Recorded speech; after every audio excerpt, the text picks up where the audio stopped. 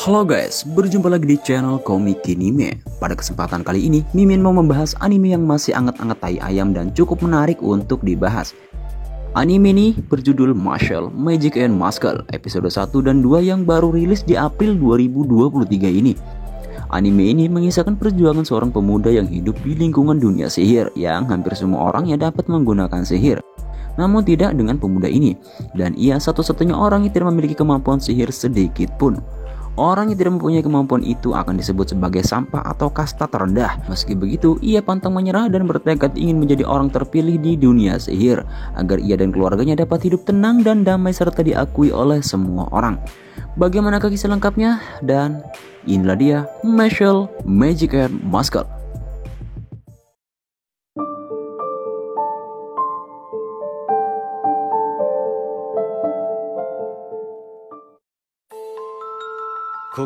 Scene dibuka diperlihatkan kehidupan sebuah negeri yang semua penduduknya menggunakan sihir untuk kehidupan sehari-hari, seperti berdagang, terbang menggunakan sapu, bahkan menghilangkan barang bukti hasil korupsi menggunakan sihir. Sihir sudah seperti pendamping dalam keseharian manusia.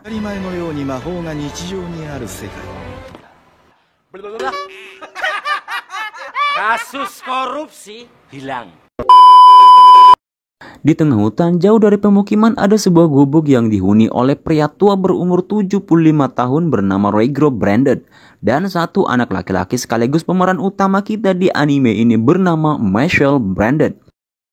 Mashle adalah satu-satunya orang yang melawan hukum alam. Ia lahir ke dunia tidak diberkati sihir, dan Regro selalu menyuruh Mash untuk melatih fisik dan ototnya agar dapat menjaga diri di lingkungan dunia yang ia tinggali. Ia melatih fisiknya setiap hari dan pada akhirnya Mash tumbuh menjadi seorang pria yang mempunyai kemampuan fisik jauh di atas rata-rata. Ia pun hanya mengandalkan ototnya untuk kehidupan sehari-hari dan jadinya kayak gini. Oh, Ji-chan, tadaima. ごめんじいちゃん直すよむけおかしね Kejadian tersebut selalu membuat ayahnya kesal, namun Mas selalu menerima kesalahan yang ia buat dan meminta maaf. Mashle yang bingung, ia bertanya mengapa dirinya harus terus melatih ototnya.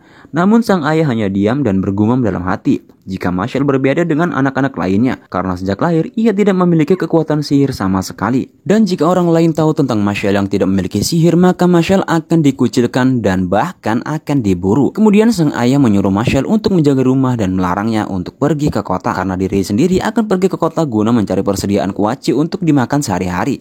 Namun saat sang ayah sudah pergi, Mashle justru kabur meninggalkan rumah dengan memakai jubah guna membeli bakpao di kota yang sedang ada diskon. わしがいない間に町へ行ったりするんじゃないぞ。ごめんじいちゃん相変わらず手でできることばっかりだな Saking semangatnya saat ia membeli bakpao kesukaannya, tiba-tiba uang koin yang ia bawa dibuat bengkok karena kekuatan fisik yang secara tidak sengaja dikeluarkan. Hal tersebut membuat si penjual sangat heran dan menganggap jika Mashle bukanlah orang yang normal. Bahkan di saat Mashle meminta maaf dan memperbaiki uang yang bengkok tersebut hanya dengan tangannya saja, seketika si penjual langsung kaget dan langsung memberikan bakpaonya.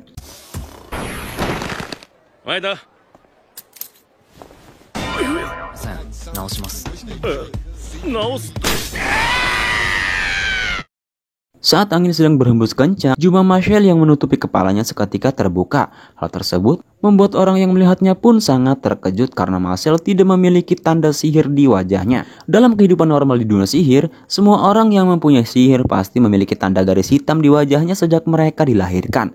Dan ketika mereka melihat Mashle yang tidak memiliki tanda itu, tentu saja hal ini merupakan sesuatu yang buruk bagi mereka.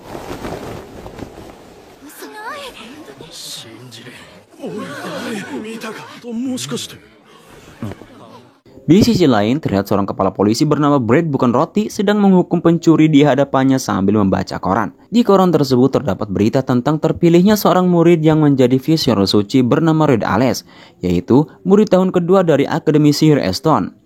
Vision Suci adalah gelar yang diberikan kepada siswa berbakat dari Aston Magic Academy yang dipuja sebagai salah satu pilihan Tuhan setahun sekali. Semua pemegang gelar Vision Suci adalah inti dari biro sihir.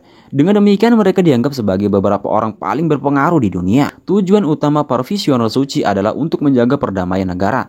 Tapi masing-masing dari mereka juga ditempatkan pada posisi khusus dengan menyesuaikan keahlian mereka. Dengan demikian, hanya yang terbaik dari yang terbaik yang mampu menjadi Vision Suci. Kemudian Brad mendapati telepon jika di kota terdapat bocah yang tidak memiliki tanda sihir. Sementara Marshall yang sedang asik memakan bakpao, tanpa memperdulikan orang lain, ia tidak sengaja menabrak polisi dan mengotori baju pasar malamnya. Niat ingin membersihkan baju si polisi, justru Marshall merobeknya karena jari kelingkingnya terlalu barbar sehingga membuat Pak Polisi dibuat malu karenanya. Kedo, kita kai. Oi. 何してくれてんだ。職務中なのにいるのか。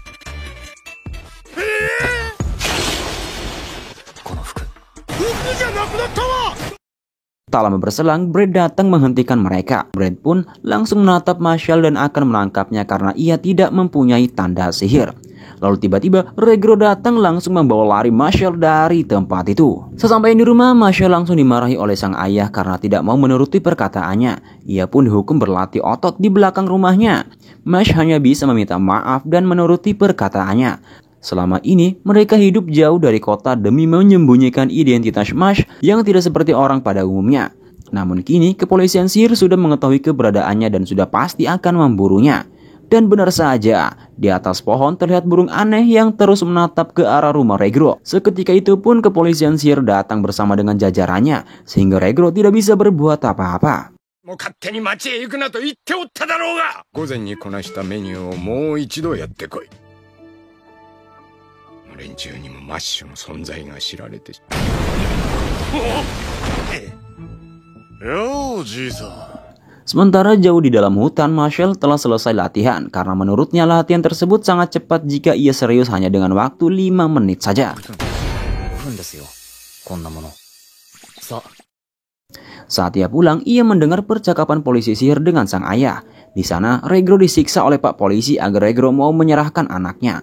Walaupun ia terus-menerus disakiti, Regro tetap bersikukuh tak ingin menyerahkan dan akan tetap melindunginya. Karena dahulu, Regro selalu dikucilkan dan orang lain menganggapnya anak yang tak berguna. Bahkan saat dewasa, ia putus asa akan kehidupan yang ia jalani. Ia pun akan bunuh diri untuk mengakhiri semuanya.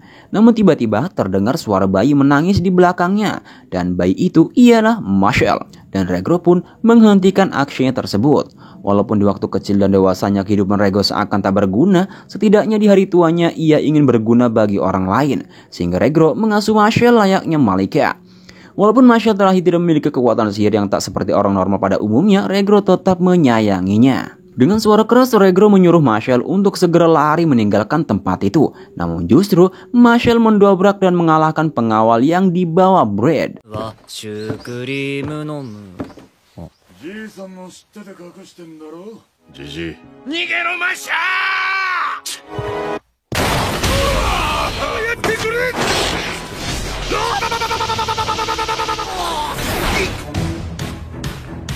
Regro terkejut mengapa Marshall tidak lari dari tempat itu. Marshall pun mengatakan jika ia tidak akan meninggalkan ayahnya karena mereka adalah keluarga. Ia juga mengancam kepolisian Konoha untuk segera pergi dari tempat itu. Jika tidak, maka ia akan mengirimnya ke neraka. Mendengar hal itu, Brad hanya tertawa ngakak terpingkal-pingkal karena menurutnya orang yang tidak mempunyai kekuatan sihir tidak akan bisa mengalahkannya. Brad pun langsung mengarahkan sihir pengusir naga yang keluar dari tongkatnya. Tiba-tiba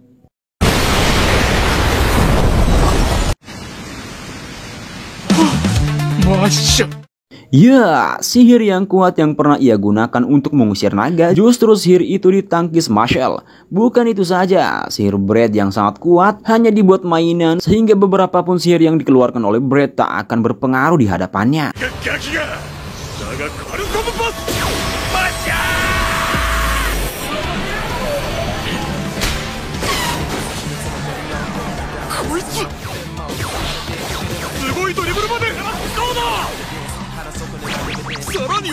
Marshall yang merasa sudah cukup menunjukkan kekuatannya, ia pun mengakhiri pertarungannya. Kemudian, ia meminjam tongkat sihir milik ayahnya untuk menyerang Brad. Sementara Brad yang melihat itu, ia pun terkejut dan menganggap jika Mash bisa menggunakan sihir. Brad menyadari jika Mash adalah lawan yang cukup kuat, ia pun langsung mengeluarkan Kekkei Kai guna menahan serangan sihir itu. Namun justru bukan sihir yang dikeluarkan oleh Mash, melainkan Mash melempar tongkat sihir tersebut sehingga membuat penghalangnya hancur. じいちゃん杖借りるよ。なかなかやるじゃねえかガキが。どっちにしろ。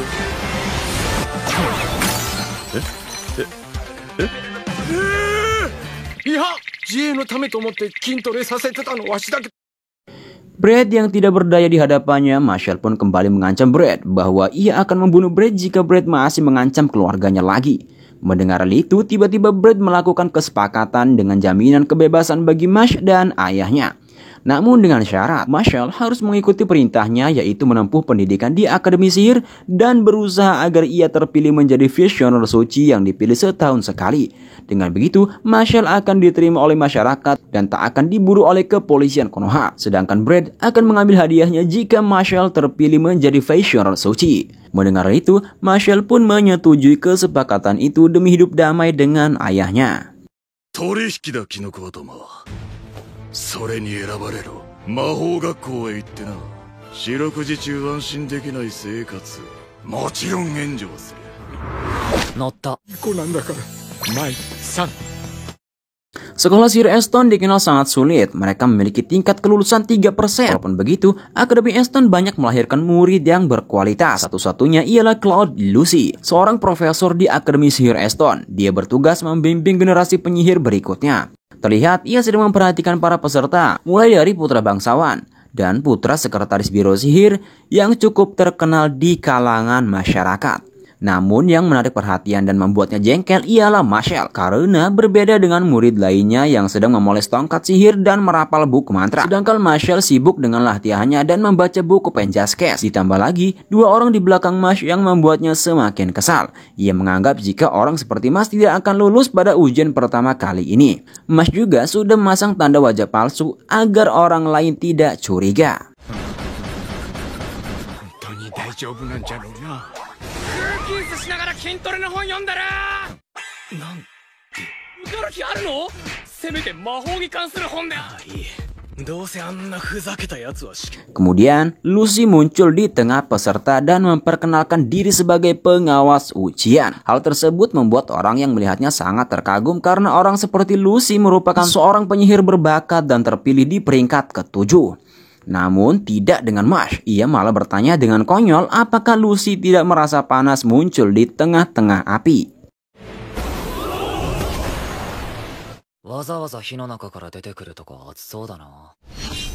Ujian pertama pun dimulai. Lucy memunculkan fasilitas ujian dengan menggunakan sihir sehingga membuat orang-orang mengaguminya. Namun lagi-lagi Mash berkomentar aneh jika tinggal membawa peserta ke ruangan ujian dan tidak usah repot-repot memakai sihir.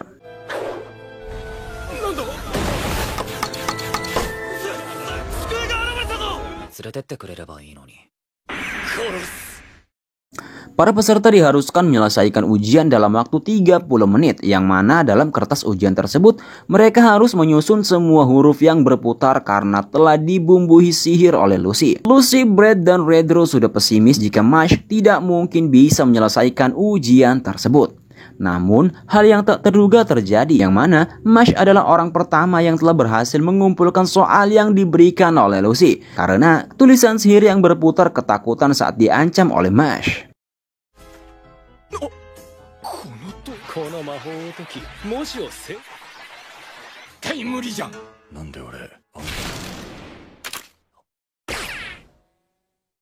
Tanpa bersusah payah, Mash berhasil mengerjakan soal ujian tersebut sangat rapi hanya menggunakan teknik ancaman.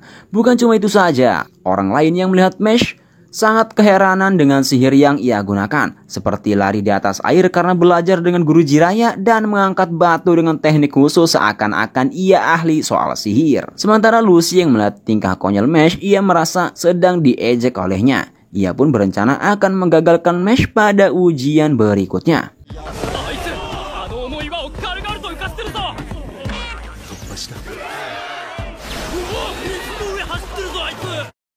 Ujian selanjutnya ialah labirin yang begitu besar. Para peserta harus sampai ke garis finish dalam waktu yang telah ditentukan. Labirin itu juga sudah dipasang jebakan-jebakan yang menakutkan untuk para peserta. Hal tersebut membuat para peserta sudah pasti kewalahan. Di dalam labirin tersebut, Mash didatangi oleh wanita berambut kuning bernama Lemon Irvin, bukan Lemon RRQ ataupun Lemon T. Lemon meminta kepada Mash untuk bekerja sama dalam melewati labirin tersebut, dikarenakan ada banyak macam-macam jebakan yang mengintai. Satu demi satu jebakan mulai muncul, mulai dari kerikil jahanam, tuyul tukang grab-grab tubuh wanita, sampai potongan tangan salam jari tengah menghadang mereka. Dan anehnya hal semacam itu hanya bekerja pada wanita.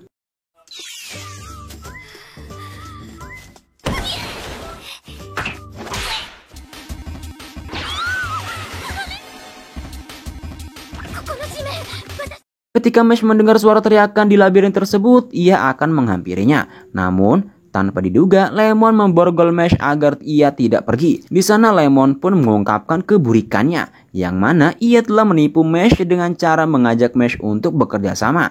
Ia mengakui jika dirinya memiliki beberapa alasan untuk menghambat Mash agar tidak sampai ke titik tujuan. Borgol buatannya pun tak akan bisa dihancurkan dengan kekuatan manusia. Mendengar hal itu, Mash tidak peduli dan bangkit serta menghancurkan borgolnya tersebut. Ia pun bergegas menuju tempat suara itu berada dan meninggalkan Lemon sendirian. Lemon yang hendak mengejar Mash, tiba-tiba ia dihadang oleh patung Sphinx dan memberikan ujian teka-teki. Melihat hal itu, Lemon hendak menghajarnya dengan sihir dan melarikan diri. Namun patung itu menyadari dan langsung menyerang tongkat sihirnya. Sontak saja hal itu membuat Lemon takut dan hampir ngompol di celana. Di sana ia menyadari bahwa hukuman yang ia dapat sekarang adalah karma yang telah ia perbuat sebelumnya kepada si Mash. Ia pun pasrah jika harus dibunuh oleh patung itu. Namun tiba-tiba saat ia membuka matanya, ternyata Mash datang menyelamatkannya dan patung tersebut sudah tersungkur.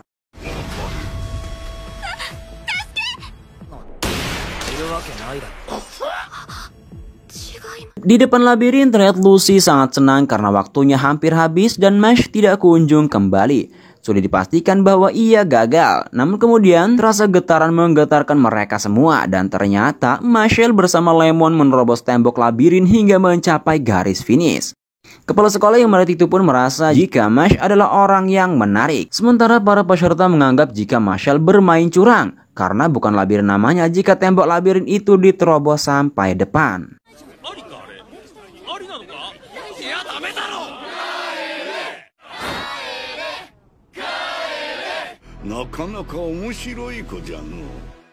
Dalam ketegangan itu, Lemon mengatakan hal yang sebenarnya, bahwa Lucy telah menyuruh Lemon untuk menghambat Marshall agar ia tidak lulus ujian. Lemon mengatakan jika ia sengaja melakukannya karena dirinya bukan seorang bangsawan, dan Lucy juga berjanji akan meluluskannya jika ia berhasil menggagalkan Marshall ke garis finish. Sontak saja hal tersebut membuat Lucy marah karena membocorkan rahasia di antara mereka. Lucy pun mengeluarkan sihir tingkat tinggi untuk menggagalkan Lemon dan juga Marshall. Namun tiba-tiba, ya, tongkat sihir milik Lucy dipatahkan oleh Marshall karena menurutnya hal tersebut sangatlah berlebihan sehingga sihir terkuat milik Lucy seketika padam. Kepala sekolah bernama Warg harus turun tangan untuk menghentikan keributan yang sedang terjadi. Ia pun membawa Marshall ke ruangan BK untuk melanjutkan tahap ujian sesi wawancara. Yang mana di ruangan tersebut telah berkumpul para petinggi Akademi Easton untuk mengawasi sesi wawancara para siswa. Warg bertanya kepada Marshall mengapa ia memilih sekolah di Akademi Easton. Marshall pun menjawab dengan jujur jika dirinya dan keluarganya hanya ingin hidup damai, sejahtera, dan sentosa. Jawaban itu sempat ditentang oleh para petinggi karena jawaban tersebut tidak masuk di akal. Warg pun kembali tanya mengapa Marshall rela menolong Lemon padahal waktunya hampir habis. Mash mengakui jika ia telah menolong Lemon dan akan menyesal jika ia tidak melakukannya.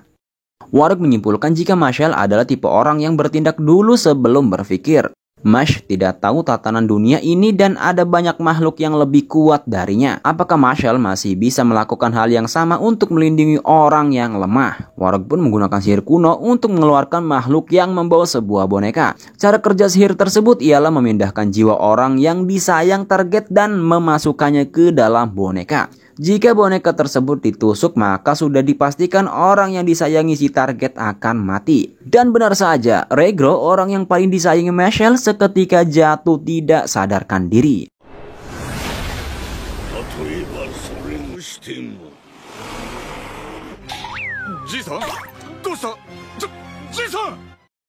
Dan kali ini Mashle harus menyelamatkan nyawa ayahnya sebagai ujian terakhir. Ia mencoba menghancurkan besi panah itu namun tidak hancur. Warg pun bertanya apa yang harus Mashle lakukan jika mendapatkan situasi seperti ini. Mashle menyadari jika makhluk yang dikeluarkan Warg adalah tentang adu ketahanan. Siapa yang kuat maka dia yang akan menang. Ia pun mengorbankan lengannya untuk menahan panah yang akan menusuk boneka itu. Sontak saja hal tersebut membuat para petinggi ataupun Warg sangat terkejut.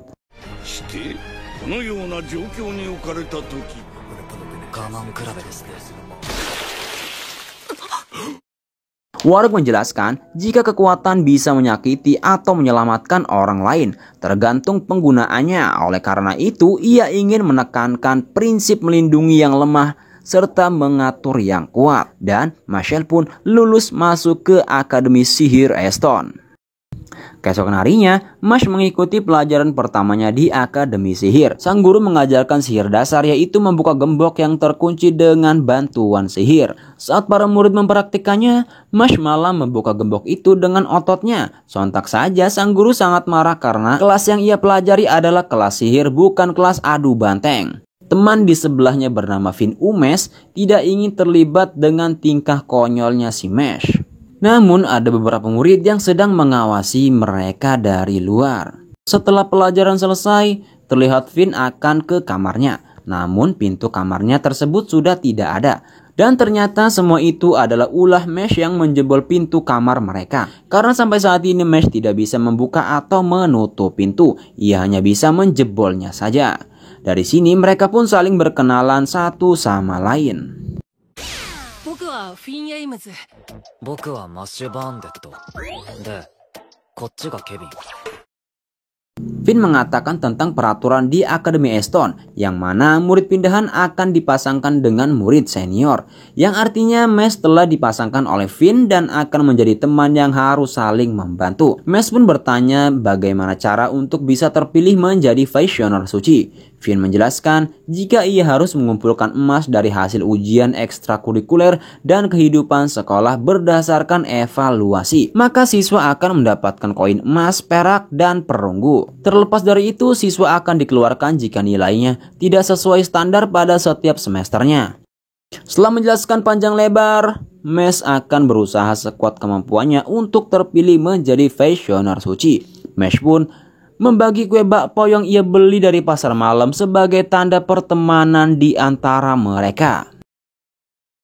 Dan itulah dia tadi alur cerita Mashle Magic and Muscle episode 1 dan 2. Jangan lupa subscribe di channel Mimin agar kalian mengikuti lanjutan ceritanya. Sampai berjumpa kembali, see you next video, bye bye.